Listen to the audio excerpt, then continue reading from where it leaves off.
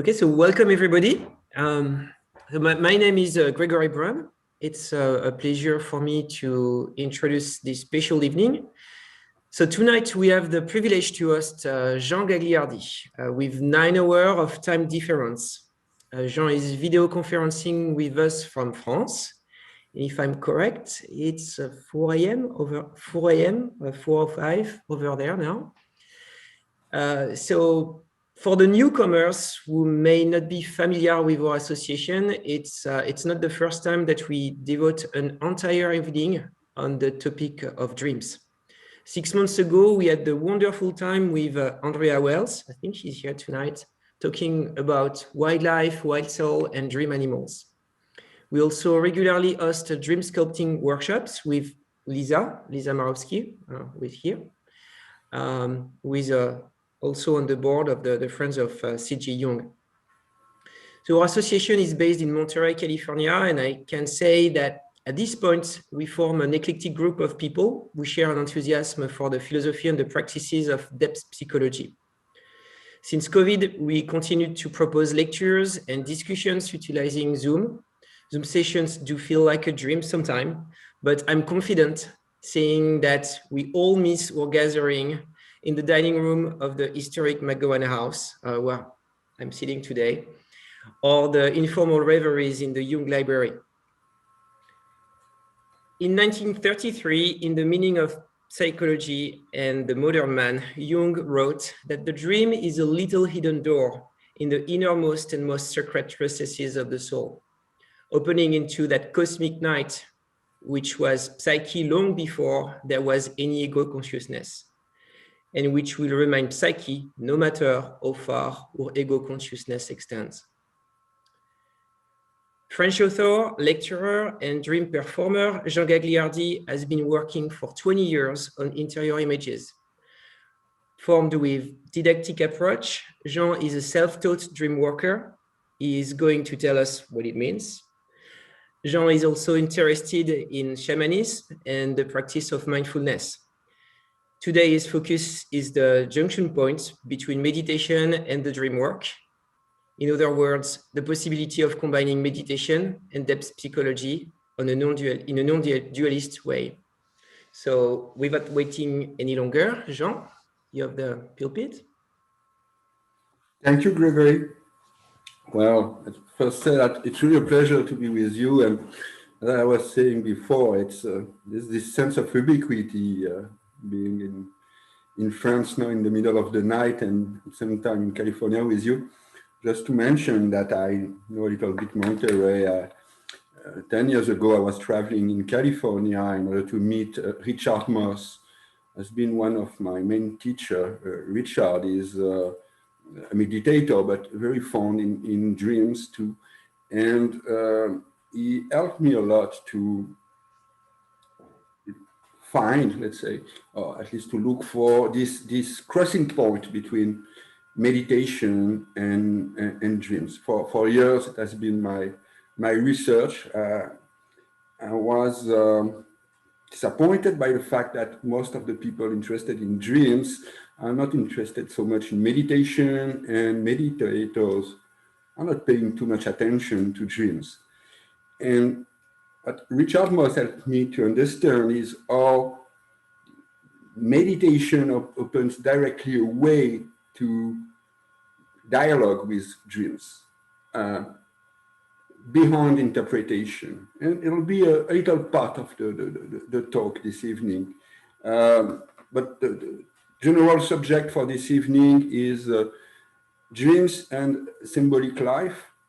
And this comes with the idea that dreams, studying dreams and working with dreams is something like an art of life. It's really part of all the aspects of life. It is what I'll try to show you, and with some practicals in the evening. Looking for dreams and meditations, or their crossing, I must say it be like a question will come back at one point in the lecture this evening, that the main inquiry is always who I am, who is meditating, who is dreaming. It's always coming back to what we name the radical investigation that is at the center of meditation. But first, what is symbolic life? I think the best in order to answer to this question is to come back to what Jung said. So I'll share my screen rapidly in order to give you, okay, a quote from Carl Jung that I read, but you'll be able to read at the same time. Jung in 1939 said, you see, man is in need of a symbolic life, badly in need. We only live banal, ordinary, rational or irrational things, but we have no symbolic life. Where do we live symbolically? Nowhere except where we participate in the ritual of life. Have you got a corner somewhere in your house where you perform the rites, as you can see in India? Even these very simple houses, they have at least a curtain corner where the members of the household can perform the symbolic life, where they can make their new vows of their meditations. We don't have it. We have no such corner. We have our own room, of course, but there is a telephone that can ring up at any time, and we always must be ready. We have no time, no place. We have no symbolic life, and we are all badly in need of the symbolic life. Only the symbolic life can express the need of the soul, the daily need of the soul, mind you. And because people have no such thing, they can never step out of this mere, this awful, banal, grinding life in which they are nothing but. Everything is banal, everything is nothing but. And that is the reason why people are neurotic. They are simply sick of the whole thing, sick of that banal life, and therefore they want sensation. They even want a war. They all want a war. They are all glad when there is war. They say, oh, thanks heaven. Now something is going to happen, something bigger than ourselves. These things go pretty deep. And no wonder people get neurotic. Life is too rational. There is no symbolic existence in which I am something else, in which I am fulfilling my role as one of the actors in the divine drama of life. 1939, when Jung talked about war, we can have a sense of his story and the importance of what he was telling there in a lecture in London, I think, that you can find in Psychology and Religion. So then from that, what is symbolic life? At least we can start with the idea that it's symbolic life expresses the need of the soul, whatever is the soul, which is, we won't put in a conceptual box for now. And this need is a need for a life that is filled with spiritual meaning. Spiritual meaning being something about our place in the universe, in the mystery of existence. In the religious vocabulary, ancient religious vocabulary, symbolic life is something like a relationship with the living mystery of God. Whatever is God, don't say. But Jung adds that the symbolic life gives a sense of peace that cannot be taken away from us. It means more than the whole world because it makes sense. There's something more precious than anything else, which is just to have a life filled with meaning. Symbolic life, this comes directly from the words, is a life that is lived with symbols. Means the awareness of a living unconscious that wants to participate to life. It's not only that we know the existence of the unconscious and we talk about and we think about, but this is really living with the unconscious, being part of our daily life all the time. So symbolic life is an ensemble of ways, many ways to connect with the unconscious. And by this connection to the unconscious, to be aware of the permanent creation of consciousness. Because finally, the unconscious is not something static. The unconscious is always related to the conscious in a constant process of consciousness creation, which is part of the mystery of life. So for Jung, symbolic life is taking symbolic experiences seriously, very seriously. Not considering symbolic experiences just like a matter of discussion, for example, and theoretical things, but maybe the most important aspect of life. Everything can be considered to, let's say, from a symbolic angle. About being serious with symbolic life, I would like to recall a memory of Robert A. Johnson, which was a Jungian analyst who did a lot for spreading Jungian way of thinking, died in 2018. The author of some famous books like He, She, We, very important and interesting books. And in his autobiography, Balancing Heaven and Earth, he wrote that one day in Minneapolis, he heard an inner voice telling him, oh, now make up your mind. Either everything in the world is the body and blood of Christ, or nothing is. And now you have to make up your mind. And he was facing, he said, something like a wall.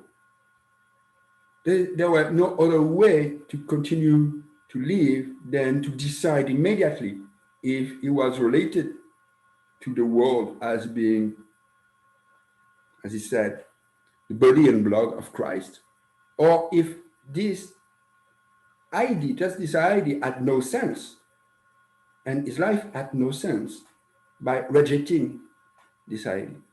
And he had it in his autobiography that he would have died, in fact, from a lack of meaning in his life.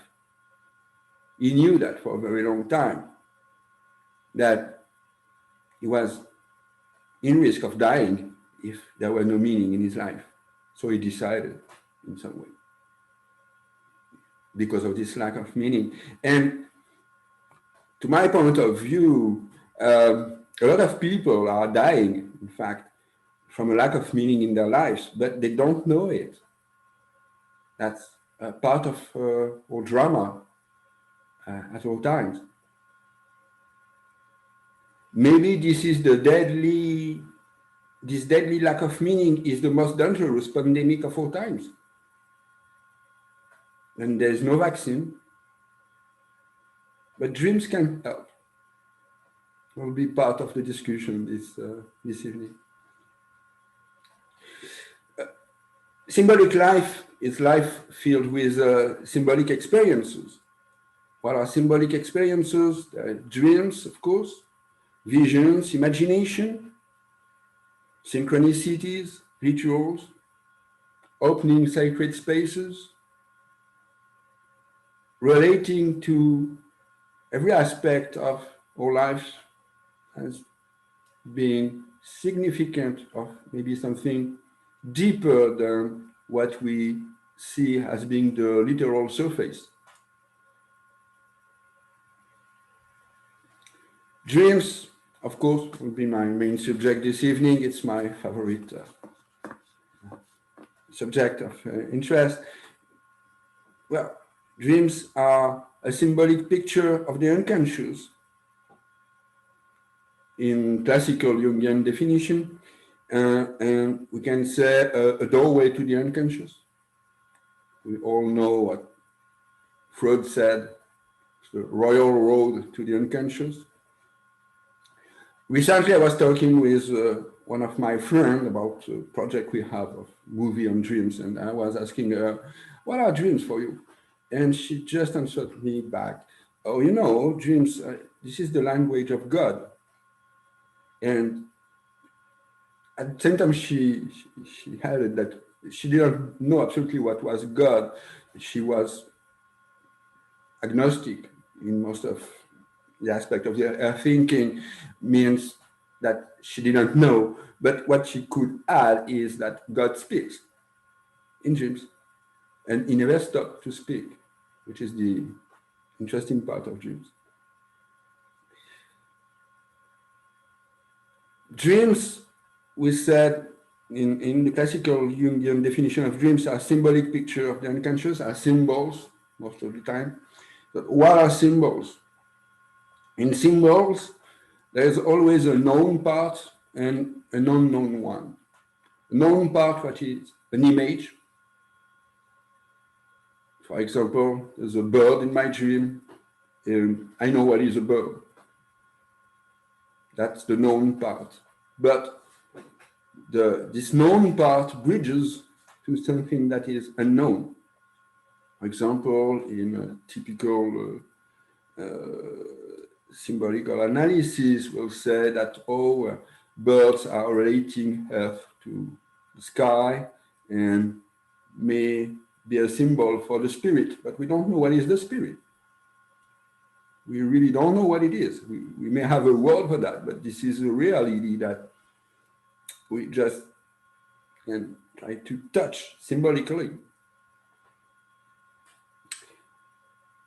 So, in a short definition, symbols are images that bridge the conscious and the unconscious. Amazingly, we can talk about the unconscious and symbols and all of that mainly through images and symbols. So I'm very serious saying that symbols are a bridge crossing a river, and there is two sides, two banks of this river. One is the conscious part, the other one is the unconscious. And fortunately, there's a bridge allowing psychic energy to go from one bank to the other bank. Ryan, who is an author that wrote Shamanism and the Psychology of Carl Jung, the Great Cycle, calls the symbol both the guiding force that opens the portal to the archetype, as well as a vehicle to navigate the deeper parts of the unconscious. So we have the multi-dimensional aspect of the symbol. It's a guiding force and a vehicle at the same time. In this idea of guiding force, we have the suggestion of the fact that symbols are made of psychic energy. Means living energy.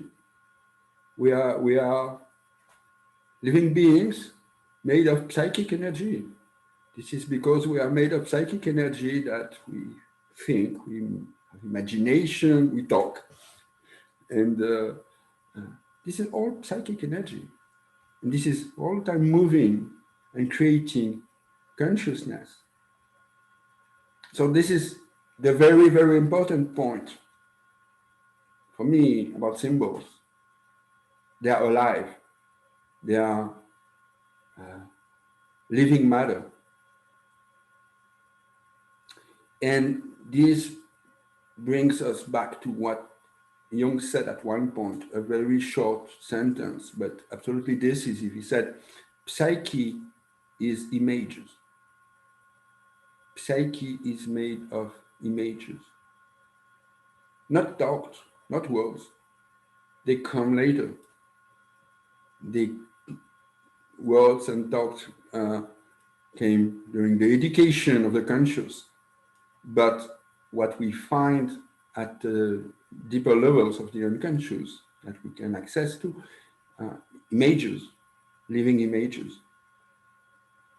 So the first step into symbolic life is paying attention to dreams, writing them, interpreting them. Most of us has been, or we entered in symbolic life by discovering that dreams were meaningful. But there's a trap. There's a trap with dream work. The trap is that we may talk about dreams instead of letting them talking to us. It's so easy to reverse the relationship with dreams from being informed by dreams to talking on dreams, reducing them to intellectual matter. It's easy. We have a dream and we start to analyze it from a theory of the unconscious, with all what we know already about the unconscious, forgetting that the unconscious is unconscious. And we take some dictionary of symbols. A dictionary of symbols is something like a cemetery of symbols. There are symbols that have been killed, stopped at one point in their evolution, and put in a book. Like we may cut flowers and dry flowers and put these flowers in a book. There are no more living flowers. This is the trap with dreams, that we may come to something that looks like a dissection, forgetting that dissection applies only to dead corpses. And then we have some intellectual understanding of the dream. We may talk about the shadow and the anima, the animus in the dream, playing their games and showing a way to the self, and may write great articles, books on this dream. But the real spiritual meaning is lacking. We drink some water, but we don't drink this water that makes us being never more 30. And this is all the problem, dealing with dreams. And the core question at the heart of symbolic life, how do we relate to symbols in a living matter? Jung said life is too rational. Well, it's not life which is rational, it's a way of life, a way of relating to life. And this goes with the fact that at this point, more than ever, we live in a wake-centric world. Waking consciousness is in the center of our world. It's the center of everything. And dreams are pushed away, like being not really important, or in some way they are killed by dissecting them. For the waking consciousness, let's say the ego, to stay in control, because it's frightening to think that this living matter may invade our space. But without the dream world, we can say that waking consciousness is in some ways at least incomplete, and at worst highly destructive for us and for everyone around us, for nature, for example. There's a real individual and collective challenge in relating to dreams and having a symbolic life. It's a Jungian common view to say that big part of the collective disorder we live on the planet is related to a lack of spiritual meaning, unbalanced psyche, which is more dangerous than all the weapons we have created that psyche had created.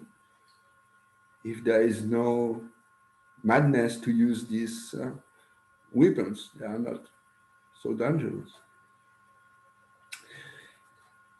Let's take an example about dream work in order to come to some practical and illustrate better what is the problem relating to dreams and how these can lead us to a symbolic life. Let's take the example of man coming to the dream walker because of a quite common situation. Is filled with sexual frustration, a lot of hunger. Like it happens quite often to men in the 50s, 60s. The time there's surge of life, of sexual energy, and quite often a feeling of emergency with this sexual energy coming up. And quite often their wife really don't understand what's happening, not really there, and there's some frustration and anger. And this guy comes with a dream, a very little dream, but that shocked him. In the dream, he was in bed with his wife when a bull came into the room, smashing the door and breaking the door and stopping just in front, close to the bed. And it's a magnificent bull, black bull, vigorous, impatient, and that fixes the dreamer in his eyes. And the dreamer is in some way shocked by presence of this bull in the room. It's a variation on the elephant in the room expression in English. There's a bull in a room. And in a typical Orthodox Jungian interpretation, and when I say that, I want just to balance it immediately with James Hillman point of view. It's James Hillman in his revisioning psychology that pointed the Orthodox Jungian point of view, showing that there could be various ways in the Jungian galaxy about coming to dreams. So the Orthodox interpretation is that the bull is, of course, symbolizing the sexual frustration. It means Dionysus in the dreamer. And now, in the dream session, we do not speak more about the dream, what's really happening, but we talk about Dionysus. And we may explore the myth of Dionysus and how it applies to the dreamer's life. This is going from the dream to the conscious, to something that is already known. We have a lot of information about the myth of Dionysus. Even maybe the dreamer does not know anything about Dionysus, but we have books about Dionysus. The analyst knows at least. And in some ways, it's killing the symbol by talking on it, reducing it to an explanation, something known. We explain the dream. Oh, the dream is Dionysus waking up in you. Then the guy comes back to his home and says to his wife, oh, you know, I have a Dionysus within. But this won't help so much. Even if his wife knows who is Dionysos, she'll probably look to the guy saying, well, I cannot do anything for your Dionysos. But there's another way to deal with the dream. It's exactly the reverse, opposite way, in the sense that we can go from the conscious to the dream, to the unconscious, by saying that the bull is a metaphor or symbol for the sexual frustration, like we said presently, but then to look to what this symbol adds to the conscious situation. We go with the golden rule that a dream always saying something new, something that is not conscious yet. So, of course, the bull is symbolizing the sexual frustration. Yes. But then, what does it bring to the consciousness? What the fact that the sexual frustration is symbolized by a bull makes clear to the dreamer. That is all the dream work to help this clarity to come. The frustration could have been symbolized in many ways. For example, it could have been a pressure cooker near to the explosion, or a burning fire out of control. No, it's a beautiful bull, vigorous, impatient, and respectful of the bed, the room, does not break everything. And a bull, well, this is a living animal. It's a living strength. It is very strong. We may ask the dreamer about details around his dream. And for example, one real good question is, well, how is your spouse reacting now the bull is in the room? Maybe he has some dream information about that, or maybe not, and he just have to go into his imagination, active imagination. Let's recall the dream and imagine what is his spouse's reaction. And, well, she's frightened. She's just hiding under the sheet. Oh, what does she need? Well, she needs to be protected and reassured. The bull is not too dangerous. Oh, okay. But already this gives a direction to the dreamer about how to talk with his wife about what's going on all around this sexual frustration. Maybe she needs first to be reassured, protected from this energy. She may have many conscious reasons to be frightened by the frustration of her husband. But then there's another real interesting question, which is, well, what is the need of the bull? If the bull came in the room, why it is for? What does he want, the bull?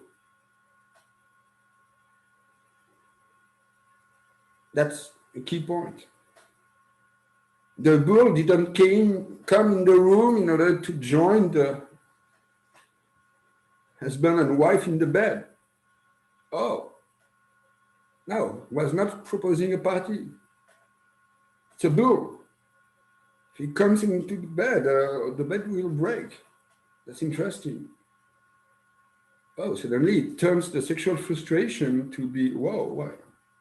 Is it really the question? Is it really the matter? When we ask what is the need of the bull, we need to feel it, not to think about it, to really feel What is the bull? It's the difficult part with the dreamer, always asking him the question, what is the need of the bull? The first answer you may have is something like, oh, I think the bull needs, and you know, I think the bull means that the dreamer does not feel the bull. He has to come into the feeling of being a bull, which goes with the idea that everything in a dream is a subjective part of ourselves. So the bull in the dream has its own point of view, its own feeling of being a bull, sensations, emotions that are very specific to the bull, are not the sensations and emotions of the dreamer.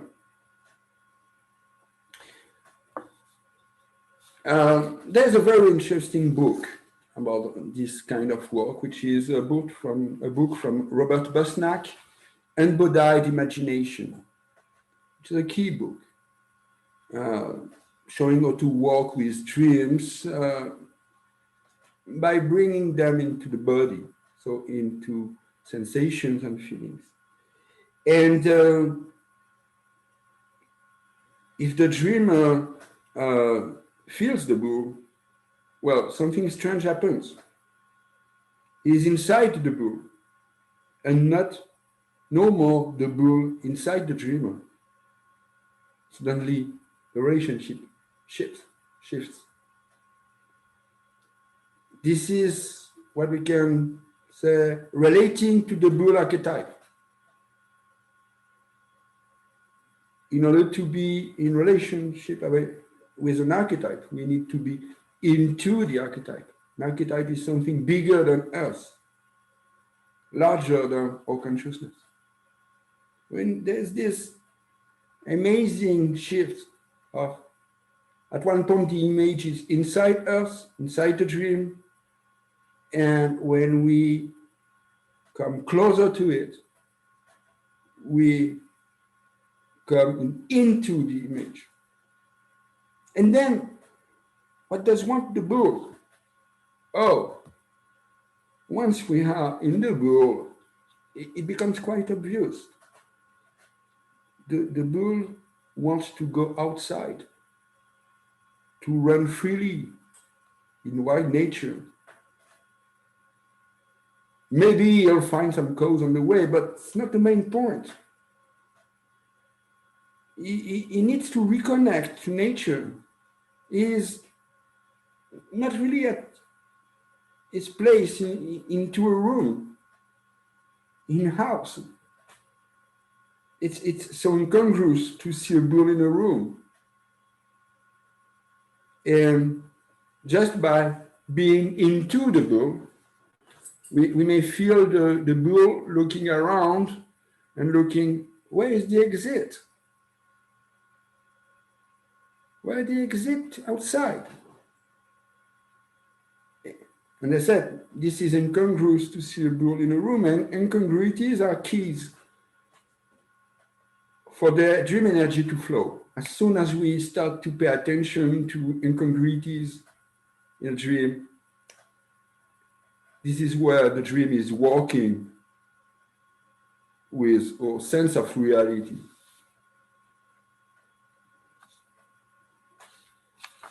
So, after working on this dream, with this dream, I would prefer to say working with dreams, we may say to the dreamer, you know, sexual frustration, yes, but maybe this is only an emerged part of an iceberg. That is, you really need to come back to nature, your own nature and relationship with nature. Maybe when you are too much frustrated, should you take great walks, hikes in forest and mountains and see what happens. The dreamer suddenly may realize that his sexual frustration is a bridge to the animal nature in him. the animal that needs to go out and out of the room, out of the house, out of this permanent frustration in talking with his wife, and just by uh, running freely in wild nature, like did the book. So this is driving uh, like a way of working with dreams that really can be amplified, and that puts more attention to the feeling of the dream than to the interpretation in the orthodox sense. Um, just to put this clear in how this relates to the Jungian galaxy, uh, James Hillman came to the reversal of relationship from the dream to the conscious, conscious to the dream. And then in the last 10, 15 years, a lot of Jungian analysts have been paying attention to the embodiment of the dream. Like this, it's a general movement in the Jungian galaxy, then to come closer and closer to the body. Like, for example, did Marion Woodman in Toronto, asking everyone who was working with her to be in a body practice in order to compensate our usual way to think and go in the mind with all that. What is important to have in mind about all that is that dreams and symbols are made of psychic energy, living matter once more. They don't want so much to be understood, but they want to inform us. They want to participate to life. If we just take the full functions of consciousness from Jung, thinking is only one of these functions. It's not bad. It's important to think. But the invitation is to go through the full functions of consciousness with a dream. So to use the intuition, to go to the sensation, body, and to go to the feeling. Then the thinking finds a proper part, a balanced part with the other functions. And then, amazingly, there is something else that happens. We can name the fifth function, the quintessence, which is there when you pay attention to all the aspects of the dreams as being subjective voices. Right? Is there multiple parts of the dream, and you just turn around all of them being subjective voices, and you have hold all of them at the same time, and suddenly, quite often in this dream work, there's something like a blank. There's a time there is no more thinking and no more a discontinuity, and suddenly things rearrange another way, come to a new awareness of the situation. An enlightening from the dream. But it's not the subject of this evening, and this is Robert Bosnak is talking a lot about that. It's really interesting. So the dream energy and the symbols energy wants to flow in our lives. In fact, they are not separated from our lives. It's us who separate them from life by saying, this is my daily life and this is my dream life. And there's a wall between them. But in fact, the psychic energy wants to flow from the dream, from the symbols into life, want to participate.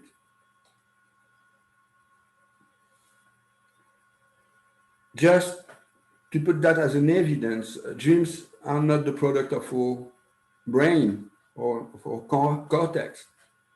Uh, it's quite obvious now from some experiences that dreams are the product of the whole body, the global intelligence of our organism. And what the brain does is that he recalls the story, he organizes the story. But behind the story of the dream, there's the energy.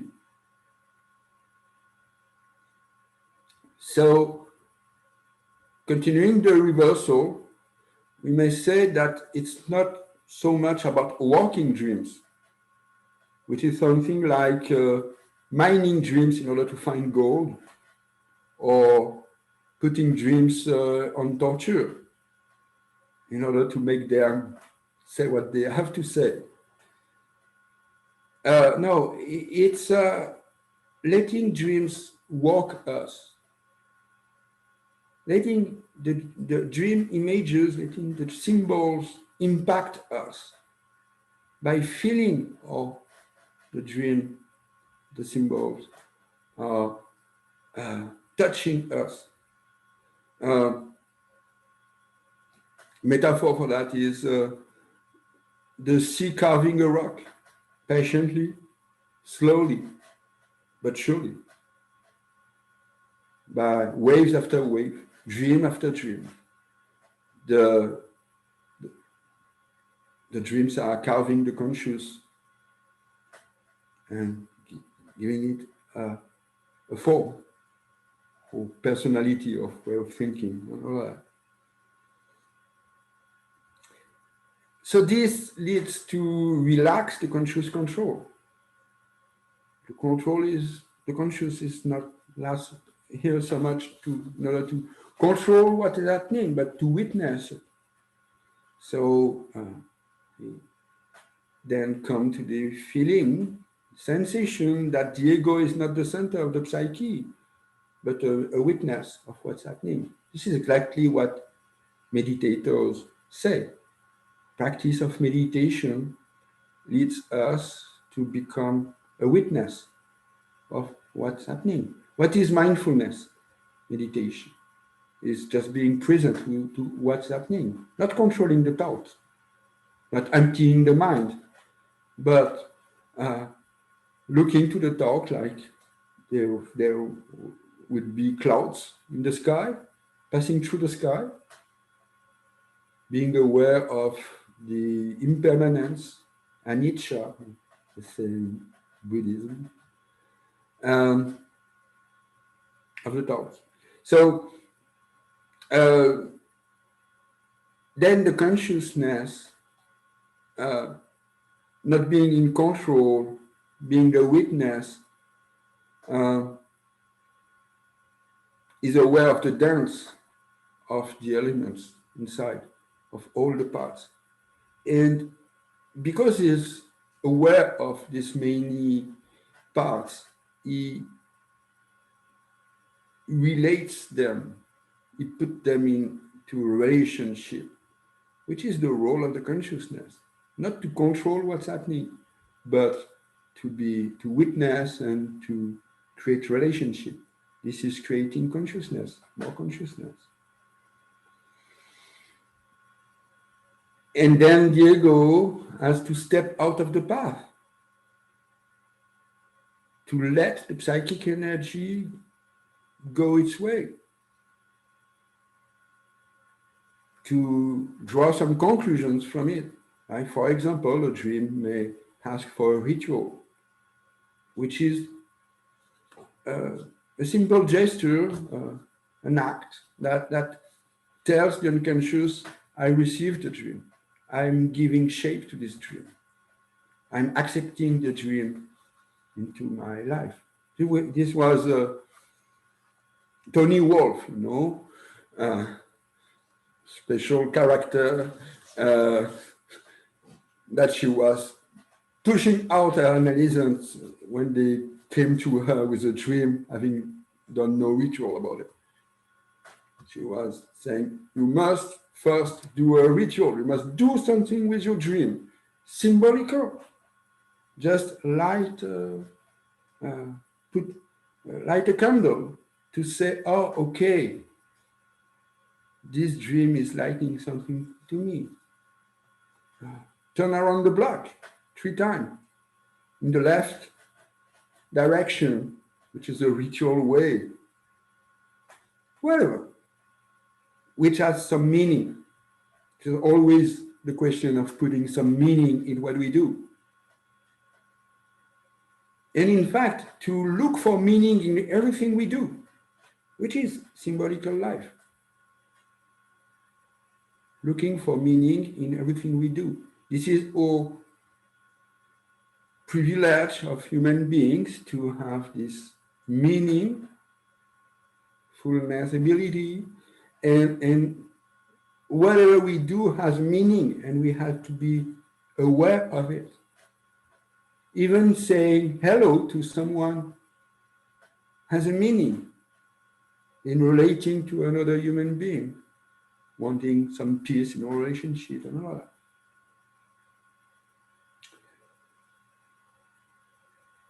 But then it appears that there's no real separation between daily life and dreams. And I would have had daily life, meditation, and dreams. This is like rooms into a big house. There could be walls, but there is doors. It's very important to open the doors and to go from one room to the other one and to be aware of how things are in constant flow between all these rooms. We are dreaming all the time, even with open eyes. Projections, interpretations about what's happening. Something is happening and immediately we have an interpretation, projecting. And we are living in our dreams in some way. There's a constant flow of mental representations that are metaphorical, but we take literally because we don't have the awareness of the living symbols inside us. This is where meditation can help, because we just step back and look to what's happening and realize that there is some metaphors into it.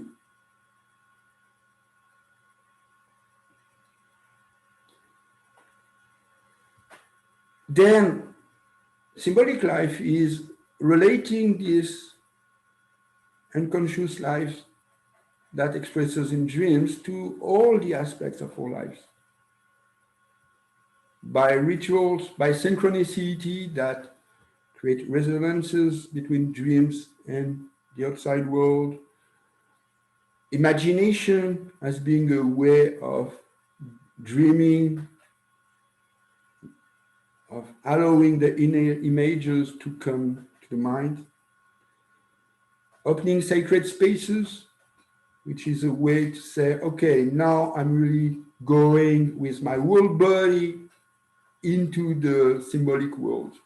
And all my acts will be meaningful into this symbolic space.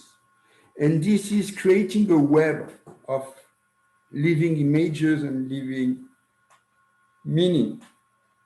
This is symbolic life. Finally, I want to come back to a very important point, which is that it appears that we don't not only have symbols inside us, living images inside us, which this could be understood like having complexes, living into our psyche. But when we come closer to these living images, we may switch and realize that we are living into the images. They are shaping our lives. They are shaping our thinking or point of view on life and ourselves. It is one of the most interesting definitions of archetypes I've never heard, was that archetypes are like glasses we have on the eyes. and they color the way we look to things. When we have the glasses of Aphrodite on the eyes and we are in love, we don't see life in the same way than if we have the Zeus glasses on the eyes and then see the thing like Zeus is doing, like a father that is in control for everything. We live into archetypes, and this is very, very important to ask ourselves, well, in what images am I living now? What are the archetypes that are living through me at this point? Can I become a witness of this archetype instead of being just merely possessed unconsciously by the archetype? This brings us back to the main inquiry of meditation. Who am I? Who am I? That's always the question. You may know that Ramana Maharshi, for example, what question could you ask to him was returning the question, saying, who is asking the question? Find who is asking the question, you'll have the answer to your question. So this is always coming back to who am I? And can enlarge this by saying, what is this I? Asking the question. Douglas Hofstadter wrote a very interesting book. It is I Am a Strange Loop. Putting clear that the I is something like an auto-referencing reference point for consciousness. Something that is cycling on itself. I is talking about I and is defining I all the time. Back to dreams and symbolic life, this leads us to another way to put the question, which is, who is dreaming me? Putting quotes around me, remembering that Jung said that the me is a complex too. It's an object of consciousness. So who is dreaming me? Who is dreaming my life? If we come back to old mythology, like the Indian one said that Vishnu is dreaming our universe, and Vishnu is dreaming every one of us. Wow. Jung would say, I suppose, I'm quite sure, that through this investigation, we may come to a living experience of the self, what he named the self, the true center of the psyche. And this is something that needs to be lived, not talked and not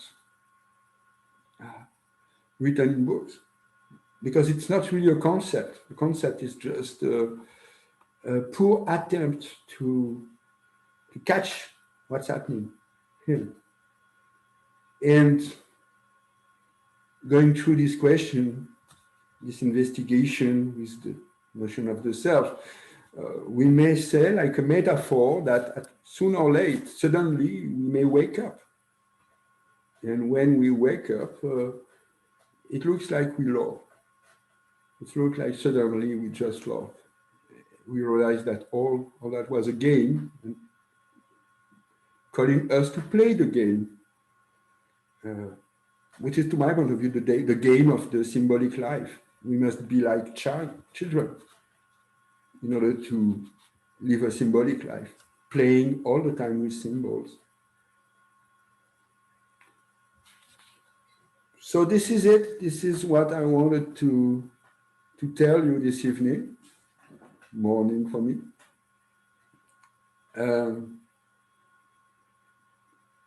Okay, I'm happy. I'm almost on time, 5 minutes late, which is, when I start a lecture, I never know really how long.